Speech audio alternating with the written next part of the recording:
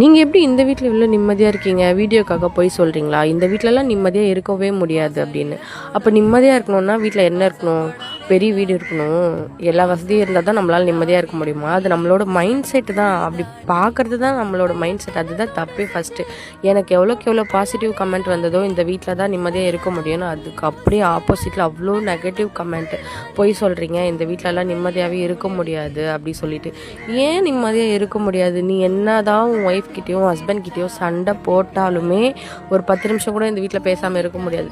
4 மூலையில் போய் படுத்தாலும் இது ஒரே ரூம் தான். தனித்தனி ரூம்லலாம் போய் படுக்க முடியாது. ஒரு ஹவருக்கு மேலே ஒன்றா ஃபோன் வச்சுன்னு தனித்தனியாக உட்கார முடியாது. ஒரே ரூம் ஒன்றா எந்த பக்கம் பார்த்தாலும் நம்ம முகம். அதனால சண்டைங்களுக்கு கொஞ்சம் வாய்ப்பு கம்மி. என்ன தான் சண்டை போட்டாலும் சமாதானத்துக்கு வாய்ப்புகள் ரொம்ப அதிகம் இந்த வீட்டில். எங்ககிட்ட வந்து பணம் இருக்குது, இருந்தாலும் நாங்கள் வீடு கட்டாமல் பெருமைக்குனாலும் நாங்கள் இதில் இருக்குமான்னு கேட்டால் அப்படி இல்லை. லவ் பண்ணிட்டோம், கல்யாணம் பண்ணி